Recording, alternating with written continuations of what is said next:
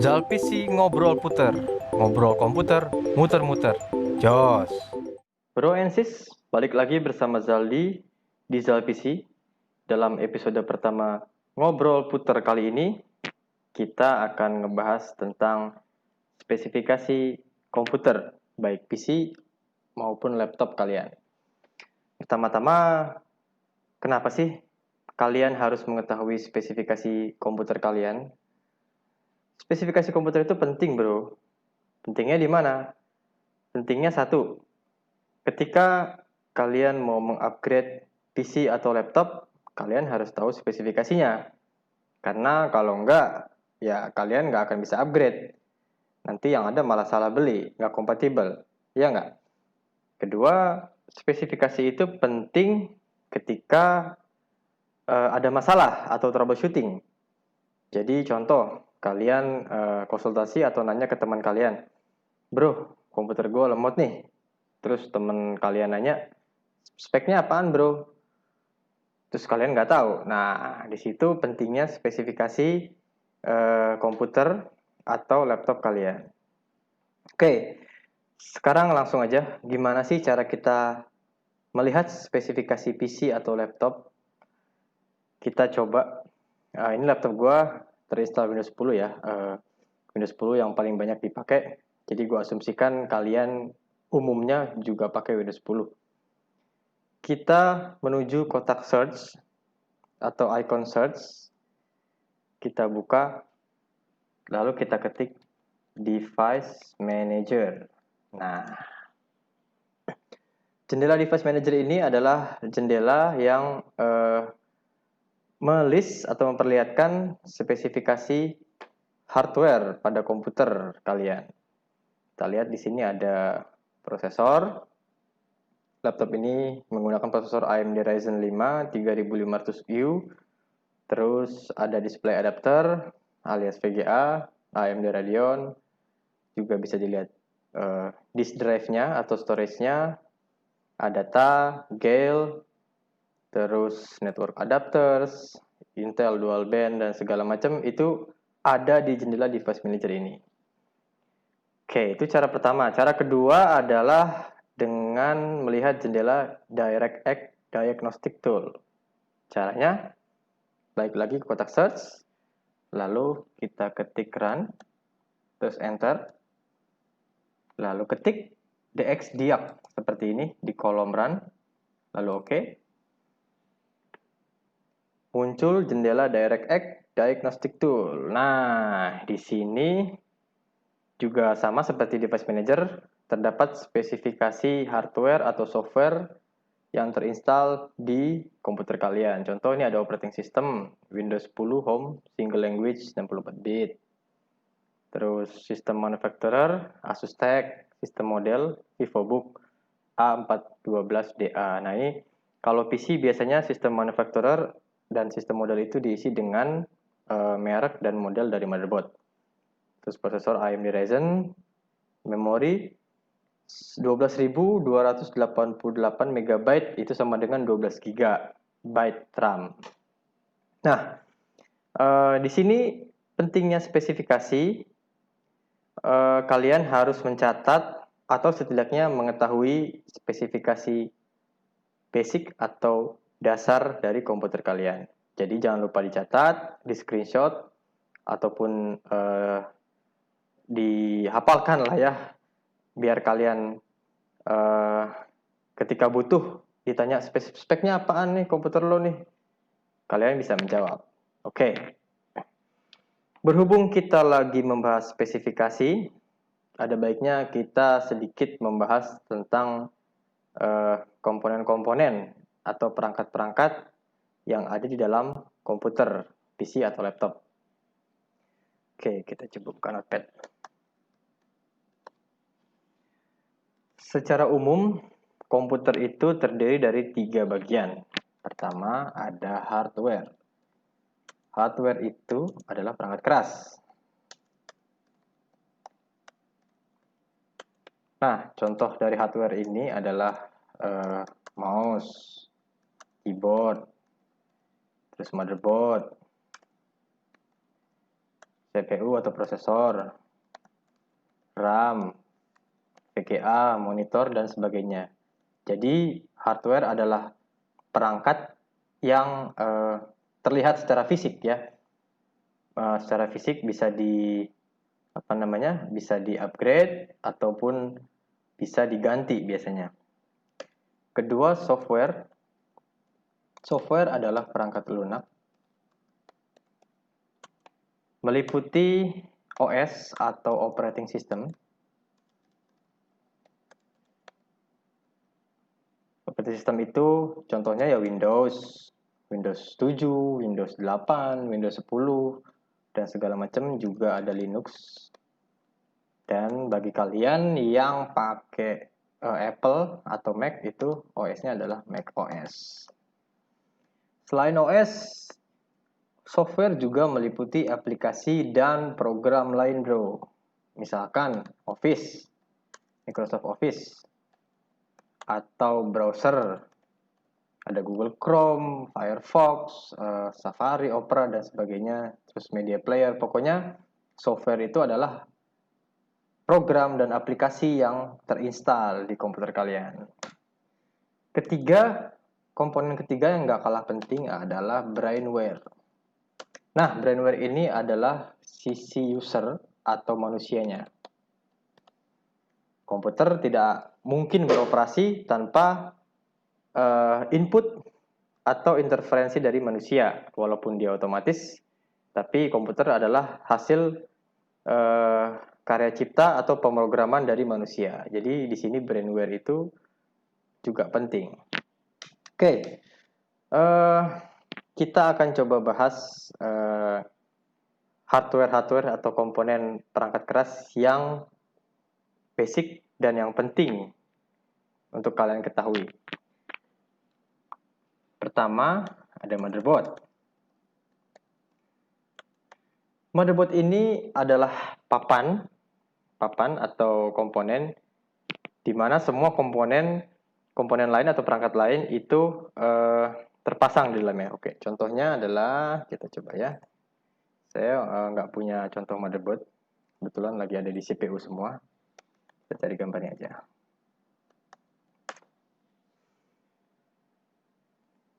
Nah, ini adalah motherboard. Ini adalah motherboard PC sebenarnya, motherboard PC.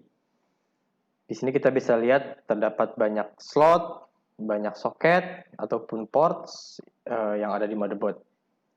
Di sini bisa dipasang prosesor. Ini adalah PCI Express untuk graphic card. Ini adalah PCI 32 untuk peripheral atau komponen lain seperti sound card atau extension. Ini adalah slot RAM. Ini adalah motherboard. Kalau laptop gimana, bro? Laptop sendiri juga punya motherboard, tapi memang motherboardnya lebih kecil biasanya dan lebih compact ya. Nggak akan sebesar ini, dan semua komponennya biasanya lebih kecil. Kita coba. Nah, ini adalah contoh motherboard laptop. Kalian bisa lihat jauh lebih kecil dan lebih lebih compact lah komponennya. Perbedaan utamanya adalah kalau motherboard PC itu banyak komponen atau perangkat yang bisa diganti atau upgrade. Contoh, RAM bisa diganti, prosesor bisa, terus banyak slot-slot kartu untuk expansion. Kalau motherboard laptop biasanya agak terbatas. Beberapa motherboard yang modern itu, terutama laptop ya, prosesornya itu biasanya embed atau disolder permanen dalam laptopnya. Jadi kita nggak bisa ganti, nggak bisa sembarangan ganti prosesornya. Juga RAM-nya juga ada yang di-embed, walaupun biasanya memang RAM laptop itu bisa diganti atau hard disknya. Oke. Jadi semoga dapat bayangan tentang motherboard. Motherboard ini adalah komponen induk dari semua komponen yang ada di komputer. Kedua adalah prosesor. Nah, prosesor itu kalau diibaratkan adalah otaknya komputer, bro. Jadi perangkat otak atau inti untuk mengolah data atau mengolah mengolah semua input dan output dari komputer.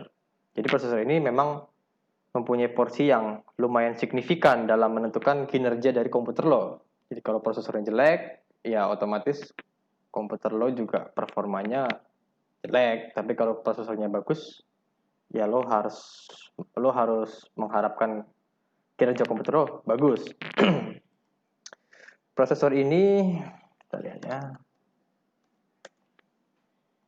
Mungkin bagi kalian yang belum pernah melihat prosesor, bentuknya seperti ini. Kotak kecil yang dipasang di motherboard seperti ini. Ya, ini ada slotnya, soketnya. Nah, contoh prosesor ini untuk sekarang sih ada dua pemain ya, Intel dan AMD.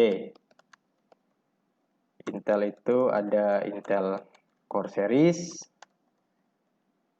seperti Core i3 atau Core i5 atau Core i7, Core i9 yang paling baru sekarang. Terus juga ada AMD itu ada AMD Ryzen, AMD Athlon, Duron, dan sebagainya. Nah, prosesor ini biasanya komponen pertama yang dicari ketika lo mau beli PC. Contoh, lo mau beli komputer atau PC atau laptop, lo mau prosesornya mau apa? Mau i3 kah? Mau Ryzen kah? Nah, karena memang dari sinilah performa atau kinerja komputer lo dapat diukur. Jadi dari prosesor ini. Tentunya lo mau prosesor yang cukup untuk menghandle kebutuhan berkomputer lo ya tentunya ya. Oke, lanjut lagi. Ketiga ada RAM.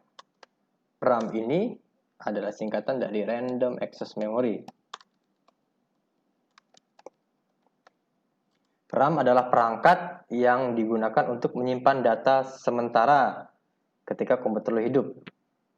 Nah, kalau diibaratkan RAM ini sebenarnya kayak apa ya? Kayak saraf lah ya, kayak sistem saraf manusia. Jadi dia yang menghubungkan lah, tanda kutip menghubungkan semua komponen lain. Jadi datanya disimpan di RAM ketika komputer beroperasi, tapi ketika komputer mati, data yang di RAM akan hilang. Makanya disebut random access memory.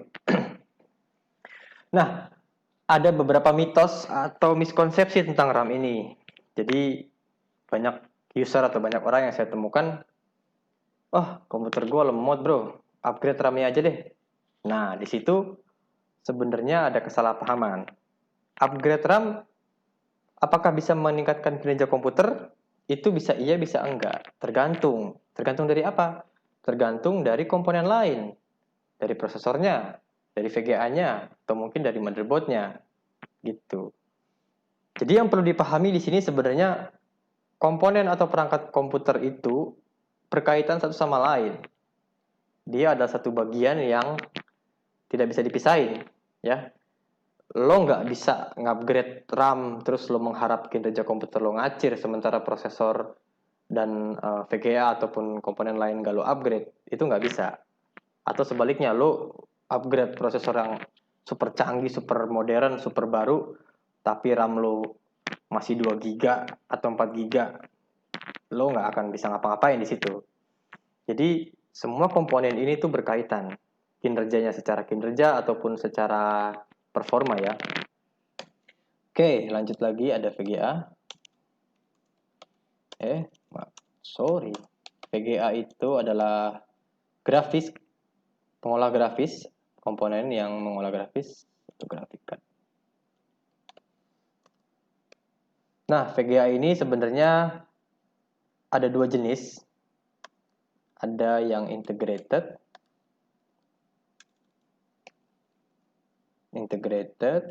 ada yang discrete. Bedanya apa? Graphic integrated adalah VGA yang built-in atau tertanam di motherboard lo. Contoh yang integrated Intel HD atau AMD-nya adalah AMD Radeon Vega seperti yang laptop ini pakai sekarang. Terus yang discrete itu biasanya Nvidia tentunya. Nvidia seri RTX contoh ya, kita ambil contoh aja 1080 atau AMD Radeon RX 80 misalkan. 580, sorry. Nah, secara performa beda. Jadi yang integrated biasanya performanya di bawah yang discrete.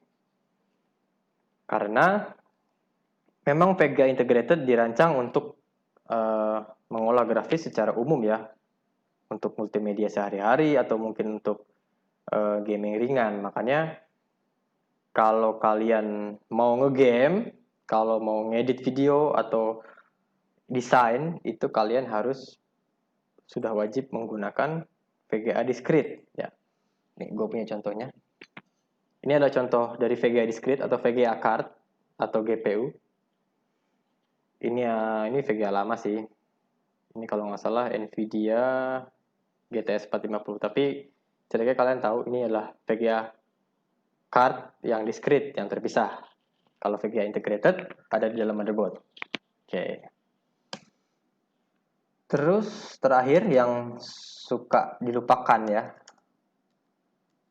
hard disk, atau secara umum sebenarnya istilahnya bukan hard disk itu istilah perangkat storage. Nah, storage ini adalah komponen yang menyimpan data-data kalian. Jadi semua dokumen, semua file, semua lagu itu disimpan di storage. Nah, storage ini sendiri juga sekarang ada beberapa jenis ya yang perlu diketahui.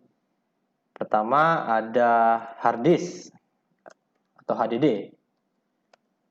Hard disk seperti ini contohnya. Ini adalah hard disk PC. Kalau hard disk laptop itu beda lagi, 2,5 inch, lebih kecil. Terus ada yang baru ini, yang baru beberapa tahun ini naik daun adalah SSD atau singkatan dari Solid State Drive. Kalau hard disk adalah singkatan dari HDD, singkatan dari hard disk drive ya tentunya. Bedanya apa? Beda dari cara kerja dan performanya. Hard disk menggunakan kepingan, biasanya kepingan atau platter, kepingan magnetik, di mana dia menyimpan data di situ. Jadi secara mekanis ya, penyimpanan atau cara kerja secara mekanis. Sementara solid drive atau SSD itu menggunakan chip seperti flash disk. Nah, flash disk sebenarnya bisa dikategorikan sebagai solid state drive ya, karena dia menggunakan chip flash disk, memory card, micro SD itu solid state. Sementara hard disk seperti ini dia menggunakan kepingan. Seperti hard disk ini performanya jauh lebih lambat dibandingkan solid state drive. Karena secara mekanis sebelum data disimpan atau ditulis, dia harus memutar dulu platternya, dia harus align head drive-nya dan segala macam. Ya, intinya adalah cara kerja solid state drive itu jauh lebih cepat dibandingkan hard disk. Nah, jadi kalian kalau mau beli komputer atau beli laptop, kalau ada budget lebih, pastikan komputer lo pada pakai solid state drive karena memang jauh. Sekali pakai solid state drive, lo nggak bakalan mau pakai hard disk lagi, percaya deh. Karena booting Windows aja dalam hitungan detik pakai solid state drive, sementara pakai hard disk ya lo bisa bikin kopi dulu biasanya. Oke. Itu aja sih sebenarnya untuk pengenalan dasar komponen. Karena hal-hal yang perlu kalian ketahui secara basic ya, secara dasar ada di sini. Ada motherboard, prosesor, RAM, VGA, hard disk, mungkin ya sedikit lagi power supply ya, tapi power supply itu lebih ke teknis karena biasanya memang power supply sedikit dilupakan. Tapi itu nanti adalah topik untuk ngobrol puter edisi yang lain. Oke, jadi ngobrol puter ini gue coba bungkus atau gue coba kemas, kita ngobrol komputer secara singkat, padat, tapi informatif. Oke, mungkin sekian dulu edisi ngobrol puter kali ini. Semoga bermanfaat informasinya, semoga berguna. Sampai jumpa lagi. Ciao.